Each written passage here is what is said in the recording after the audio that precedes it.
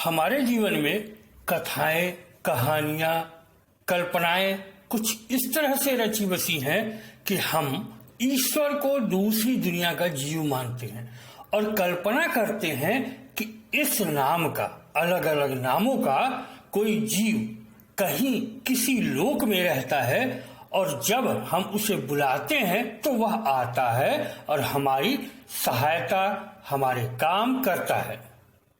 यह धारणा पूरी तरह एक भ्रम मात्र है। जिस रूप में आप कल्पना करते हैं उस रूप का कोई देवता या ईश्वर संसार के किसी लोक में किसी ग्रह पर नहीं रहता। यह चित्र आदि काल्पनिक हैं जो हमने बनाए हैं। ईश्वर को मनुष्य रूप में हमने कल्पित किया है, अपने पास उसे कल्पना करने के लिए, अपने साथ कल्पना करने के लिए उसे मुकुट और हथियार हमने दिए हैं। ईश्वर का कोई रूप नहीं, उसका कोई आकार नहीं। वह तो ऊर्जा है, शक्ति है जो सर्वत्र व्याप्त है। कहीं किसी गुण की शक्ति का संघनन अधिक होता है, अर्थात वहां उस शक्ति की ऊर्जा की मात्रा अधिक होती है तो कहीं कम होती है। जहां जिस ऊर्जा की अधिकता होती है वहां उसकी वैसी मूर्ति अनुसार कल्पना करके शक्तिपीठ स्थापित किए गए, मंदिर बनाए गए। यह सब वहां उत्पन्न होने वाली अथवा संघनित ऊर्जा के कारण है।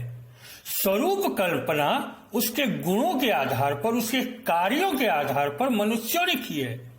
ईश्वर अथवा देवी देवता तो चराचर प्राणियों और वनस्पतियों के हैं, सब में व्याप्त हैं, कण कण में बिखरे हैं। तभी तो कहा जाता है कि कण कण में भगवान। अवतार अथवा ईश्वर का अवतरित होना अथवा प्रत्यक्षीकरण भी ऊर्जा विशेष का संघनन है। अवतार विशेष में विशेष गुण होते हैं जो उसमें विशेष शक्ति और ऊर्जा के संगठित रूप के कारण होते हैं। लगभग हर अवतार अपवादों को छोड़ दें तो जन्म लेता है, उसके बाद वह कार्य विशेष करता है और एक निश्चित आयु तक ही करता है, हमेशा नहीं करता कोई कार्य विशेष। ऐसा उसमें ऊर्जा विशेष की कार्य विशेष के अनुसार एकत्रता के कारण होता है। कार्य पूर्ण हुआ, ऊर्जा कम हो गई, अर्थात ईश्वर आया किसी में जन्म से ही अथवा यौवन में या वृद्धावस्था में, कार्य पूर्ण किया और अपनी मात्रा कम कर दी व्यक्ति विशेष से। अर्थात ईश्वर ने व्यक्ति को माध्यम बनाया या व्यक्ति ने ईश्वर को माध्यम बनाया कार्य विशेष की पूर्णता के लिए। सीधा सा अर्थ है वह जन्म खुद नहीं लेता, वह माध्यम बनता है व्यक्ति को और उसमें अवतरित होता है। कभी ऐसा भी होता है कि व्यक्ति ईश्वर को माध्यम बनाता है और खुद में उसे लाता है अपनी योग अथवा साधना बल से। दोनों स्थितियां लगभग समान हैं। अवतार के पीछे भी कुछ लोगों के साधना बल होते हैं कि किसी में ईश्वर आता है। इसी प्रकार साधक भी ईश्वर को खुद में लाता है, अर्थात व्यक्ति में ही ईश्वर आता है, व्यक्ति ही माध्यम बनता है, व्यक्ति ही क्रियाएं ईश्वर की शक्ति से करता है। ईश्वर तो केवल उसकी क्षमताएं बढ़ा देता है। आप भी खुद में ईश्वर को ला सकते हैं। जब वह आप में आएगा तो आप ईश्वर सदृश होंगे, अर्थात आप ईश्वर होंगे। आप में अपने इष्ट के गुणों के अनुसार गुण विकसित होंगे, आपकी क्षमताएं बढ़ जाएंगी, आपसे लोगों को लाभ होगा, उनका कल्याण होगा, उनके कष्ट कम होंगे और आप अवतारी पुरुष घोषित होने लगेंगे। आपने अपनी साधना से शक्ति पाई पर लोगों के लिए आप अवतार हो जाएंगे ईश्वर के, क्योंकि लोग तो मान ही नहीं सकते कि ईश्वर मनुष्य में भी आ सकता है, भले हजारों उदाहरण उपलब्ध हों। अगर कोई साधक चाहे तो खुद में ईश्वर ला सकता है, ऐसा होता भी है, तो क्या वह व्यक्ति ईश्वर नहीं हुआ?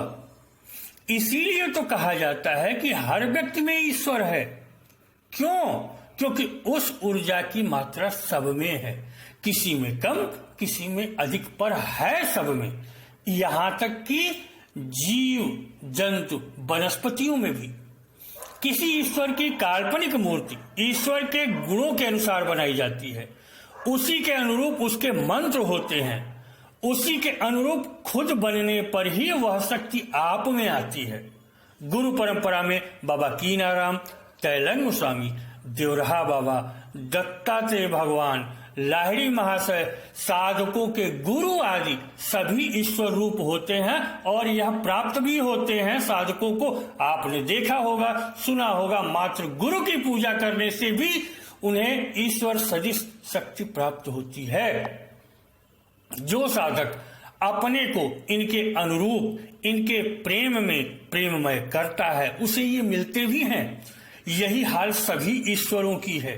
कोई भी ईश्वर साकार रूप न लेकर व्यक्ति में ही अवतरित होता है।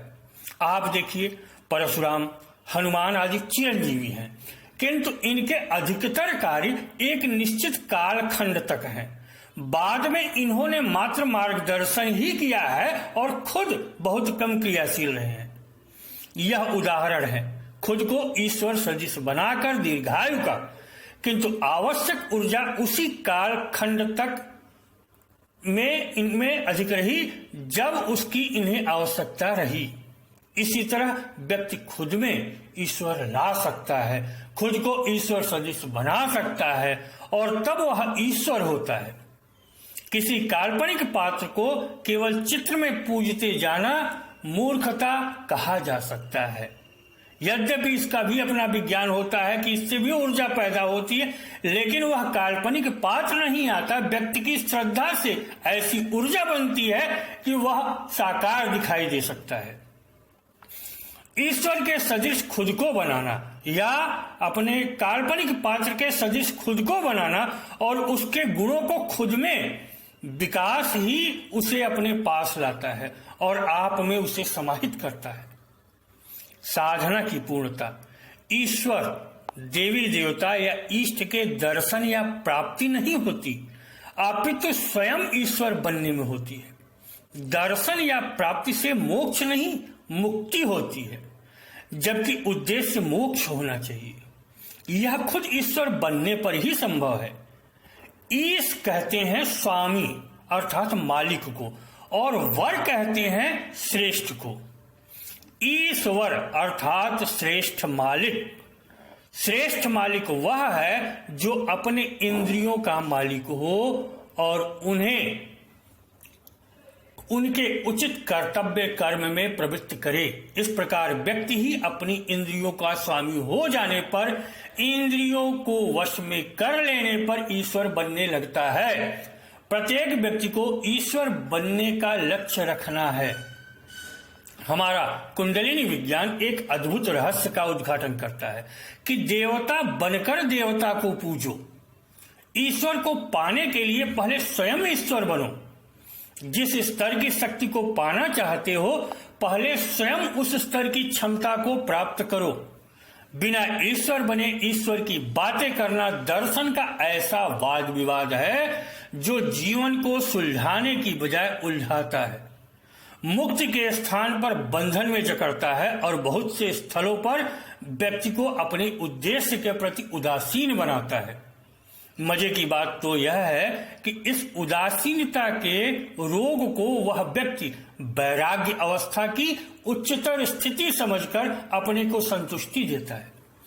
ऐसा उदास रोगी व्यक्ति समाज के प्रति तो अक्षम्य अपराध करता ही है, अपने शरीर के प्रति भी वह लापरवाह बना रहता है। वह भूल जाता है कि शरीर माध्यम खलु धर्म साधनम, शरीर ही धर्म का साधन है।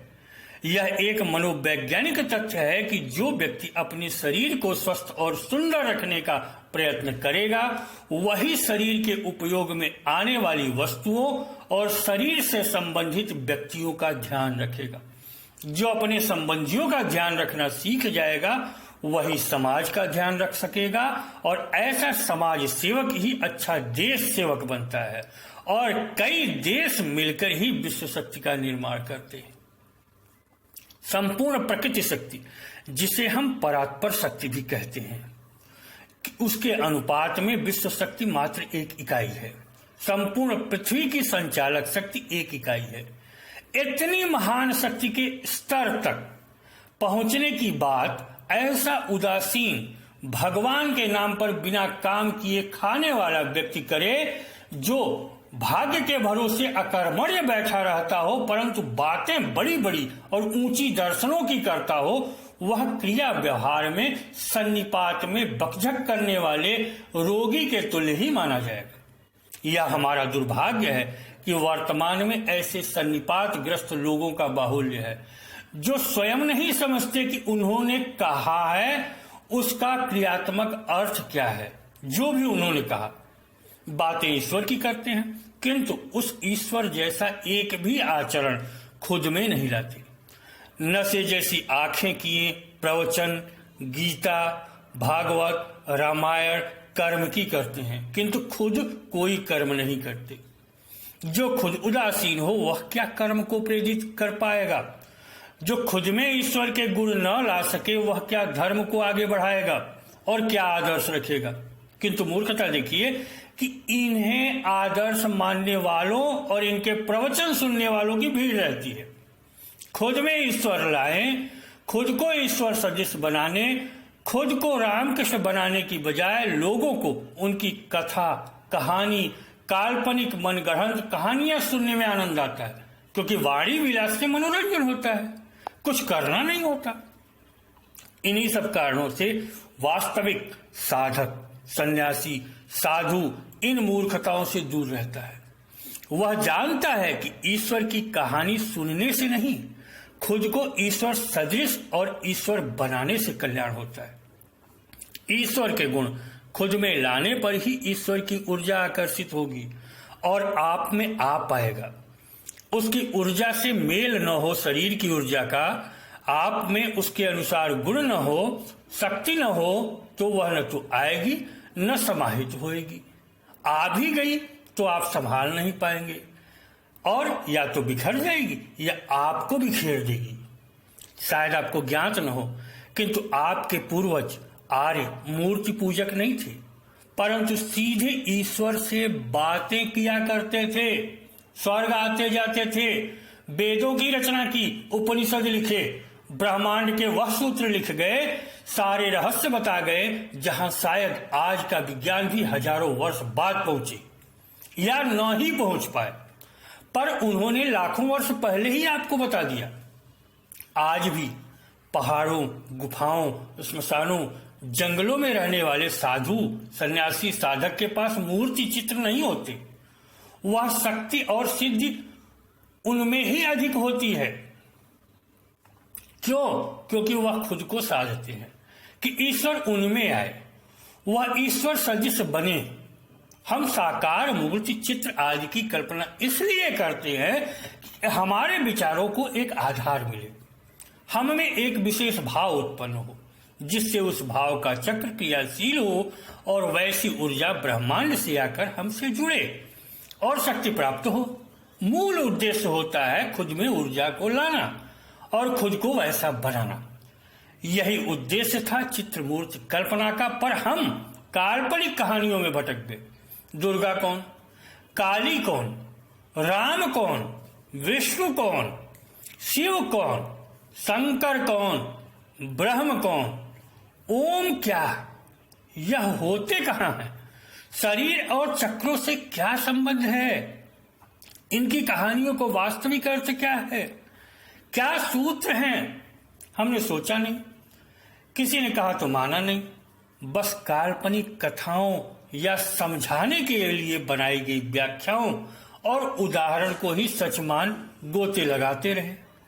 पार उतरने का उद्देश्य ही भूल गए और अंत में डूब गए।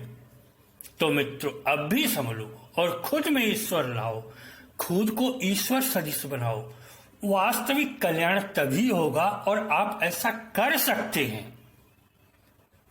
हमने एक विचार रखने का प्रयत्न किया है कि होना क्या चाहिए और हो क्या रहा है। आपको उचित लगे आप अनुसरण करें, अनुचित लगे तो हमारे मात्र काल्पनिक या हमारे विचार समझकर आप छोड़ दें। इस वीडियो में इतना ही। नमस्कार, धन्यवाद।